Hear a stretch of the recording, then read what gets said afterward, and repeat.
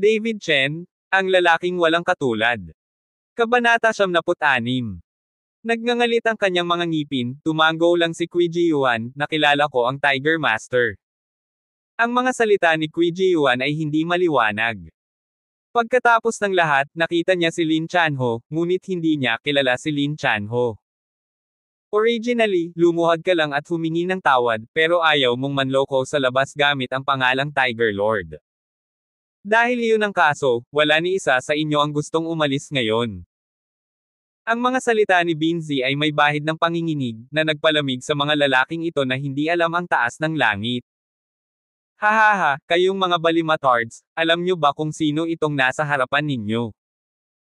Siya ang numero 1 thug ni Brother Hao, sa utos ni Lord Tiger, at nagyayabang kayo sa harap niya, na sinasabing kilala mo si Lord Tiger, tingnan mo. Halika, mayroon ka. Dumating sa katapusan ng iyong buhay. Humagalpak ng tawa ang Money Master. Ang mga taong ito ay mga ordinaryong tao lamang na hindi maaaring maging ordinaryo. Paano nila nakilala si Lin Chanho? Alam ni Boss Chen na dapat ay mapagpanggap sila. Oo naman, pagkatapos marinig ang mga salita ni Boss Chen, agad na napuno ng malamig na pawis ang noo ni Qui Ji Yuan. Hindi niya inaasahan na nagkukunwaring napipilitin siya at nontog sa nguso ng baril. Kaya lang, hindi iyon naisip ng ibang tao sa ilalim ng Qui Ji Yuan. Akala nila kilala talaga ni Qui Ji Yuan si Lin Chanho. Na palaging naniniwala si Sun Xiaoming na dapat kilala ni Qui Ji Yuan si Lin Chanho. Kahit na hindi siya kilala ni Qui Ji Yuan, dapat kilala siya ng kanyang mga kaibigan. Kung hindi, bakit papasukin ni Lin Chanho ang mga utang ng kanyang pamilya? Boss Chen? Nakainom din ng kaunting alak ang kapatid natin. Ngayon wala ang kapatid ko sa iyo. Sana Boss Chen. Si Qui Ji Yuan ay nasaraan ng loob at nagsimulang humingi ng tawad kay Boss Chen. Sa sandaling iyon ay hindi natapos ang mga salita, ngunit direktang sumabad ni Binzi, maglakas loob na hiramin ang pangalan ng Tiger Lord, hindi ito kasing simple ng paghingi ng tawad, maaari ka bang mabuhay, nakikita mo ang kapalaran. Pagkatapos magsalita ni Binzi, diretso niyang iwinagayway ang kanyang kamay sa kanyang mga nasasakupan at sinabing, alisin ninyo ang lahat, at hayaan si Brother Hao at harapin ito.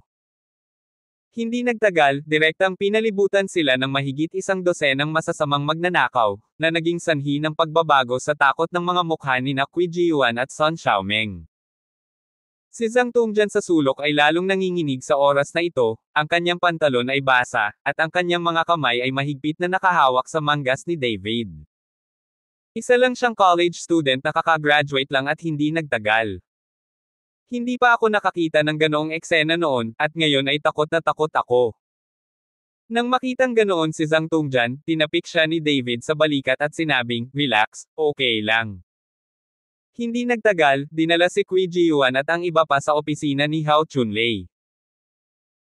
Sa oras na ito, bahagyang pumikit si Hao Chunlei, nasasarapan sa pagmamasahe ng sekretarya, nang bigla niyang makitang may binalik na grupo ng mga tao si Binzi, at lahat sila ay maliliit na mabalahibong bata, lalo siyang sumimangot at sinabing, Binzi, ihatid ka ay isang grupo ng maliliit na mabalahibong bata. Anong ginagawa ng bata? Brother Hao, ito ang grupo ng mga tao sa ilalim ng Money Boss. Sabi ni Binzi. Hindi ba hinayaan kitang harapin ito? Anong ginagawa mo sa opisina ko? Medyo nalungkot si Hao Chunlei. Brother Hao? Sinabi ng taong ito na kilala niya si Lord Tiger, at pamilyar siya sa kanya, kaya dinala ko siya dito para ibaba si Brother Hao. Nagmamadaling nagpaliwanag si Binzi. Ano? Nang marinig ito, umupo ng tuwid si Hao Chunlei, pagkatapos ay malamig na tumingin kay Qui Ji Yuan, kilala mo ba ang Tiger Master? Ay! Nauutal na sabi ni Qui Ji Yuan, alam ng kaibigan ko. Ano ang pangalan ng iyong kaibigan? Nakasama ko si Lord Tiger sa loob ng maraming taon, at alam ko ang mga pangalan ng lahat ng kanyang mga kaibigan. Patuloy na nagtanong si Hao Chunlei. Sa pagkakataong ito, huminto si Qui Ji Yuan. Hindi niya kilala ang mga kaibigan ni Lin Chanho. Sa level niya, paano siya magkakaroon ng relasyon kay Lin Chanho? Nakuha. Biglang hinampis ni Hao Chunlei ang mesa at tumayo, napakatapang mo, nang ahas kang gamitin ang pangalan ni Lord Tiger. Kabanata 77. Sa sandaling ito, biglang nagbago ang mga ekspresyon ng lahat, at mas natahimik si Qui Ji-yuan ng malamig na hangin na dumiretso sa tuktok ng kanyang ulo. Hindi niya inisip na siya ay walang kabuluhan at nagpanggap na kilala niya si Lin Chanho, ngunit ayaw niyang gumawa ng gulo. Nang makita ang reaksyon ni Qui Ji-yuan, napangiti si Boss Chen, humakbang pasulong at sinampal sa mukha si Qui Ji-yuan, "Hindi ka ba magaling? Ang mga taong nang ahas na talunin ako, nang ahas na gamitin ang pangalan ng Tiger Lord, nakikita kong naiinip kang mabuhay." Sinampal ni Boss Chen ang Qui Ji-yuan na iyon ng katotohanan, at nagmamadaling humingi ng awa. "Boss Chen, nagkamali ako, hindi ako manggahas, hindi ako manggahas." Ang pakiusap ni Qui Ji-yuan para sa awa ay nagbalik din sa kanyang mga nasasakupan at kay Sun Xiaoming sa realidad sa isang iglap. Alam nilang hindi kilala ni Qui Ji-yuan si Lin Chanho, nagyayabang lang siya. Sa sandaling ito, nagsimulang manginig ang lahat. Kung hindi kilala ni Qui Ji-yuan si Lin Chanho, ano pa ang dapat nilang asahan? Mali. Ngumisi si Boss Chen, "Walang silbi na aminin ang pagkakamali ko ngayon, maghintay ka na lang mamatay." Nang marinig ito, hindi na napigilan ni Qui Ji-yuan, at lumuhod sa lupa na may malakas na kalabog. "Brother Hao, hindi na ako nangangahas na gamitin ang pangalang Tiger Lord, patawarin mo sana ako." Si Qui Ji-yuan ay umiiyak ng mapait sa oras na ito, at pinagsisihan niya ito hanggang sa mamatay. Si Qui Ji-yuan ay naging ganito na, at ang ibang mga tao ay lalong namula, at si Sun Xiaoming ay tumingin kay Qui Ji-yuan nang nagtataka, hindi alam kung ano ang kanyang iniisip. Nakatingin kay Qui Ji-yuan na nakaluhod na humihingi ng awa, at isang grupo ng mga natarantang kabataan, tumingin si Hao Chunlei kay Boss Chen at sinabing, "Boss Chen, nagsimula ang bagay na ito dahil sa iyo, paano mo ito haharapin?" Ito ang mukha ni Hao Chunlei para ibenta ang amo ng pera. Pagkatapos ng lahat, ang boss ng pera ay isang pangunahing customer ng KTV. Tulungan mo silang talking, hindi na mahalaga kahit ay abolish, hayaan silang lahat na makaalis. Ikinaway ni Boss Chen ang kanyang kamay. Nang marinig ito ni Qui Ji-yuan, patuloy siyang yumuko at nagpasalamat sa kanya, ngunit nang gumaan ang pakiramdam ng lahat, sinulyapan ni Boss Chen sina Wang Hanhan at Sun Xiaoming na may pilak na mga mata at sinabing, "Maaaring pumunta ang mga lalaki. Ngunit ang tatlong babae ay dapat manatili sa akin." Nang marinig ito, biglang nagbago ang mga ekspresyon ni Wang Hanhan at Sun Xiaoming, at napahiya ang ekspresyon ni Qui Ji-yuan. Kung tutuusin, si Sun Xiaoming ang kanyang manliligaw, maaari niyang huwag pansinin sina Wang Hanhan at Wang Lanlan, ngunit hindi niya maaaring baliwalain si Sun Xiaoming, tutal, kakakilala pa lang ni Sun Fuhai sa kanya. "Boss Chen? Girlfriend ko ito? Pwede ko ba siyang ilayo, at mananatili siya sa inyo? Mahigit isang taon na kaming magkasama ng girlfriend ko, kaya sa tingin ko ay hindi ito nagustuhan ni Boss Chen." Itinuro ni Qui Ji-yuan si Sun Xiaoming, at saka nakangiting sinabi. Sa katunayan, hindi niya kailanman hinawakan si Sun Xiaoming, ngunit gusto lang niyang gamitin ito para maiahon si Sun Xiaoming sa panganib. Sinulyapan ni Sun Xiaoming si Qui Ji-yuan, ngunit hindi siya nagsalita. Pagkatapos ng lahat, sa oras na ito, pinakamahalagang makalabas muna. Oo nga, nang sabihin ito ni Qui Ji-yuan, bahagyang naiinis ang mga mata ni Boss Chen, at pagkatapos ay ikinaway niya ang kanyang kamay at sinabing, "Umalis ka na, pabayaan mo ang dalawang babaeng iyon." Nang makita ito, desperadong sinundan ni Qui Ji-yuan si Boss Chen para pasalamatan siya, pagkatapos ay tumalikod at umalis. "Manager Qui, huwag mo akong iwan, huwag mo akong iwan." Natarante si Wang Lanlan at nagmamadaling hinayla ang braso ni Qui Ji-yuan. At mukhang nalilito din si Wang Hanhan at walang magawang tumingin kay David. Sa oras na ito, maaari lamang siyang humingi ng tulong kay David. Kung tutuusin, hindi siya pamilyar sa mga taong ito, at walang mananakit sa mga taong ito sa harapan niya para sa kanya. "Lanlan, uminom ka na lang ng 2 baso ng alak kasama si Boss Chen. Okay lang ako. Babalik ako para sunduin ka mamaya." Itinulak ni Qui Ji-yuan si Wang Lanlan palayo. Si Wang Lanlan ay biglang naging desperado, at si Wang Hanhan, na may luha sa kanyang mga mata, ay bahagyang hinawakan ang damit ni David. Gusto niyang umalis si David, ngunit ayaw niyang mag-isa, tutol siya. Kabanata 78. Huwag kang mag-alala, hindi ako aalis. Ngumiti si David kay Wang Hanhan. Kuya Chen, aalis na tayo. Naunang lumabas ng kwarto si Zhang Tongjian, saka tumalikod at sinigawan si David. Lumingon din si Sun Xiaoming at nakita si David na hindi gumagalaw, kaya sumigaw din siya, David. Nakita rin ni Boss Chen na walang balak umalis si David, kaya malamig niyang sinabi, bakit, hindi ko kayang tiisin ang maliit kong kasintahan, ayaw mo bang umalis? Gaya ng sinabi ni Boss Chen, inabot niya si Wang Hanhan at hinawakan ang mukha ni Wang Hanhan. Sa sandaling ito, labis na natakot si Wang Hanhan kaya namutla ang kanyang mukha, at hindi man lang siya ng ahas na tumalikod. Ngunit nang hahawakan na sana ni Boss Chen ang kamay ni Wang Hanhan, biglang hinawakan ni David ang palso ni Boss Chen, hindi ko man lang naisip na umalis. Sabi ni David, nagpakawala ng kaunting lakas, narinig lang ang tunog ng bitek ng buto, at ang palso ni David ay biglang nabali ni David. Dahil sa matinding sakit, agad na napaungol si Boss Chen. Nakakakilabot ang nakakakilabot na alulong.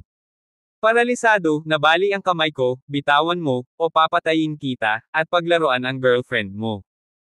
Si Boss Chen ay umungal ng malakas na may malungkot na ekspresyon sa kanyang mukha. Putok. Pinalayas ito ni David, direktang sinipa ang ibabang bahagi ng katawan ni Boss Chen, at direktang pinaalis si Boss Chen. At ang Boss Chen na iyon ay nakahandusay sa lupa, ang kanyang mukha ay naging kulay ube, ang sipa ni David ay direktang nagdulot kay Boss Chen na nawala ang kanyang kakayahang maging isang tao. Nang makita ito ni Hao Chunlei, agad na tumaas ang kanyang galit, at naglakas loob siyang bugbugin ang kanyang mga bisita sa kanyang harapan, na naging dahilan upang makaramdam ng kawalang hiyaan si Hao Chunlei. Anak, ang lakas ng loob mong gawin to sa harap ko, mabait ka talaga. Napakalamig ng mukha ni Hao Chunlei, at ikinaway niya ang kanyang malaking kamay, isara ang pinto, walang sino man ang pinapayagang umalis. Si Kui Jiwan at ang iba pa, na aalis na sana, ay hinayla pabalik at ikinulong muli sa opisina. Sa pagkakataong ito, galit na naghihintay ang lahat kay David.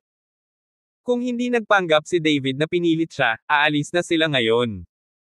David, ano ka ba nagpapanggap? Hindi tayo makakaalis ngayon. Sinigawan ni Kui Jiwan si David. Ngayong natalo na ni David ang Panginoon ng Chen ng ganito, hindi dapat pabayaan ang bagay na ito. Sabi mo sumuko na ang lahat, pero itong lalaking si David ay nagpapanggap na babae, at ngayon kahit sila ay naaawa sa kanya. David, kung gusto mong mamatay, hilahin mo kami. Tama, ano ka nagpapanggap? Kung kaya mong lumaban, pumunta ka sa kalye at lumaban. Tapos na, papatayin ako ngayon. Inaakusahan ng lahat si David. Maging si Wang Lanlan ay walang pagbubukod.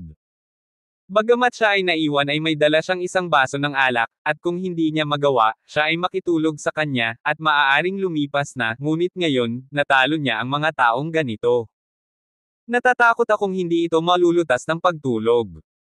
Tanging si Wang Hanhan lamang ang tumingin kay David na may pag-aalala, na may luha sa kanyang mga mata, Kuya David, pasensya na, pasensya na. Alam ni Wang Hanhan na kung hindi dahil sa kanyang sarili, hindi ito gagawin ni David, at ngayon ay maaaring makulong si David, o mawala ng buhay. Ayos lang yan, huwag kang mag-alala. Bahagyang ngumiti si David. Nang makitang si David ay parang wala, ang iba ay lalong nagalit sa pagkakataong ito, at ang mga akusasyon at pang-iinsulto kay David ay mas mahirap ipahayag. At lalong naging malungkot ang mukha ni Hao Chunlei, Binzi, hayaan mong alisin ang batang ito. Tumango si Binzi, at sinugod niya si David ng masiglang hakbang, at ang kanyang kamao na kasing laki ng sandbag ay umindayog patungo sa ulo ni David. Kung ang suntok na ito ay tumama sa ulo ni David, tiyak na sasabog ang kanyang utak on the spot. Nang makita ito, lahat ay natakot kaya tumalikod sila, dahil sa takot na sila ay duguan, tanging ang mga mata lamang ni Wang Hanhan ang mabangis, at tumayo siya sa harap ni David na nakahubad ang kanyang mga ngipin. Kabanata 79. Dahil para sa kanyang sarili si David, balak din ni Wang Hanhan na ipagsapalaran ang kanyang buhay, hindi niya mapapanood si David na binugbog hanggang mamatay sa kanyang harapan. Isang napakalaking malakas na hangin ang umiihip patungo kay Wang Hanhan, sa sobrang takot ay ipinikit ni Wang Hanhan ang kanyang mga mata at hinayla si David gamit ang isang kamay, naiwan si David sa kanyang likuran. Hanhan. Hindi napigilan ni Sun Xiaoming na sumigaw. Bagamat ngayon ko lang nakilala si Wang Hanhan, naramdaman ni Sun Xiaoming na si Wang Hanhan ay isang mabuting tao, may kaalaman at makatwiran. Nang makita ang kamao ni Binzi sa harap ni Wang Hanhan, naramdaman pa ni Wang Hanhan ang hininga ng kamatayan, ngunit pagkatapos umihip ang hangin, walang gumagalaw. Nang dahan-dahan niyang imulat ang kanyang mga mata, nakita niyang nandoon ang kamao ni Binzi. Ilang sentimetro ang layo sa harap ng kanyang mga mata, at direktang hinawakan ng kamay ni David ang kamao ni Binzi, na pinipigilan siyang sumulong. Sa pagkakataong ito, nanlaki ang mga mata ng lahat, na para bang hindi makapaniwala, at nagbago rin ang ekspresyon ni Binzi, na may malaking gulat sa kanyang mga mata, dahil pakiramdam niya mula sa katawan ni David, ay may patuloy na daloy ng kapangyarihan sa pagsabog, gaano man kawawa naman siya. Sinubukan, walang silbi. Kung hindi kayo mga nasasakupan ni Lin Chanho, lahat kayo ay mga bangkay. Binigyan ito ni David ng kaunti, at biglang umatras ang katawan ni Binzi, at napaupo sa lupa. Nang makitang ganito si Binzi, biglang sumikat si Hao Chunlei. Basura, hindi man lang makayanan ang maliit na bata. Sinipa ni Hao Chunlei ang Binzi na iyon ng marahas. Nagmamadaling bumangon si Binzi at napayuko sa hiya. Bagamat nahulog siya, hindi nasugatan si Binzi. Si David ay maawain. Kung tutuusin, kanya ang mga taong ito. Pabayaan mo na kami, tapos na ang negosyo, o pagsisisihan mo. Sinabi ni David kay Hao Chunlei. Panghihinayang. Napangiti si Hao Chunlei, hindi ko alam kung ano ang panghihinayang.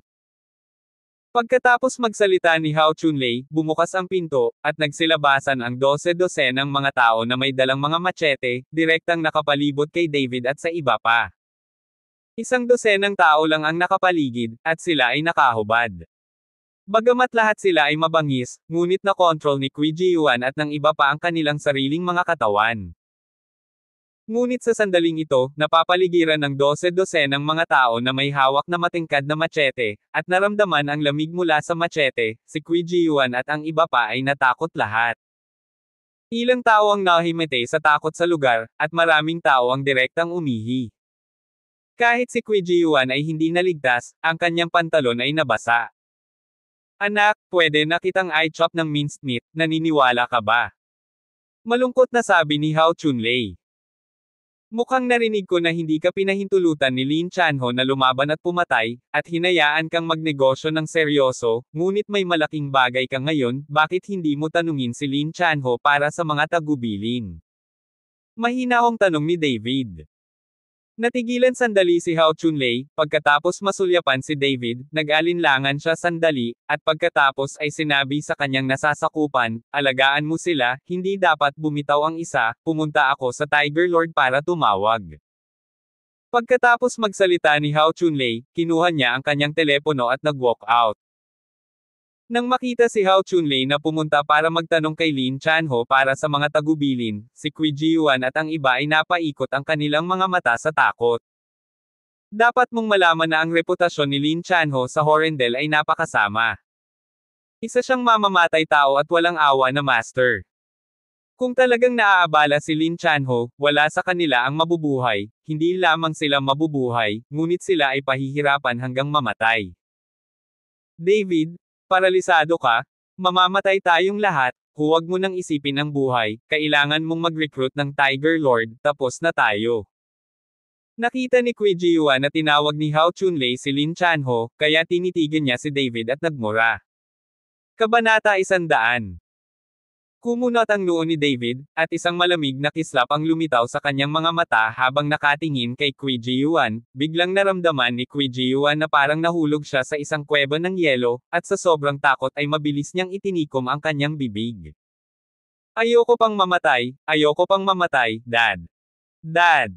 Sumigaw si Sun Xiaoming sa takot, bumubulong na parang baliw. Maya-maya, maraming tao ang nagsimulang umiyak, at ang buong silid ay nagsasaya. Sa kabilang panig, tinawag ni Hao Chunlei si Lin Chanho. Nais niyang tanungin si Lin Chanho kung paano haharapin ang mga maligalig na batang ito. Kung ito ay normal, si Hao Chunlei mismo ang tatawag, at si David at ang iba pa ang gagawa nito, iilan lamang sa mga ordinaryong kabataan, kahit na mawala sila, hindi ito magdudulot ng anumang sensasyon. Ngunit ngayon ay hindi na ito magagawa. Malinaw na inutusan sila ni Lin Chanho na huwag labanan at patayin sila, at papatayin nila ang mga tao nang walang pinipili. Maitatanong lang ni Hao Chunlei kay Lin Chanho kung ano ang gagawin.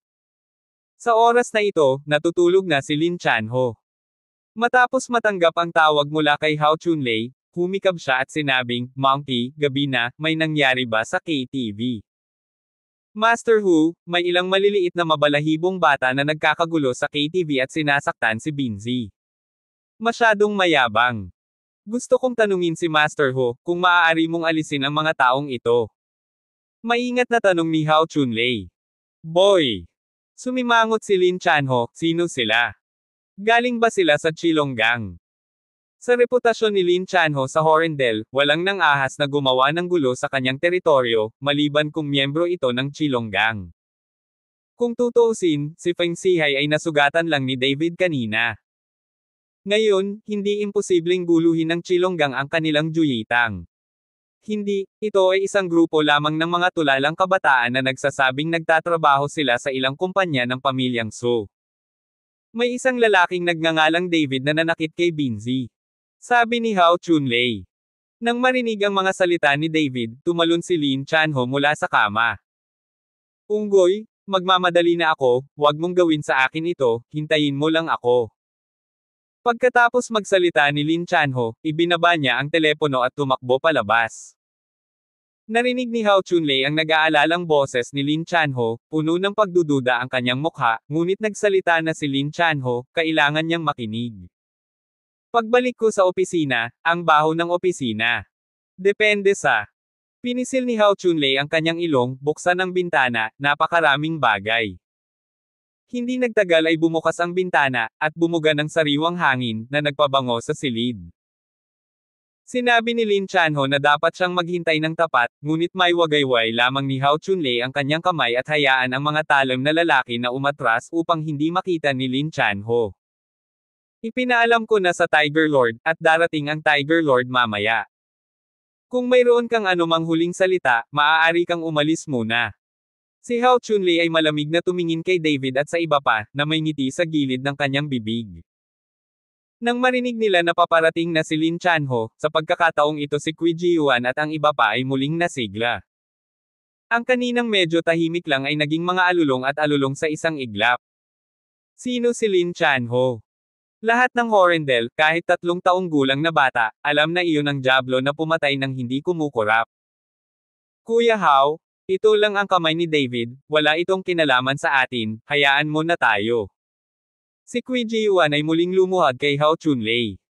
Ang iba ay lumuhad din at humingi ng awa, isa-isang yumoko. Sa kabilang banda, hinawakan ni David si Sun Xiaoming sa isang kamay at si Wang Hanhan sa kabilang kamay, at hindi niya hinayaang lumuhad ang dalawa.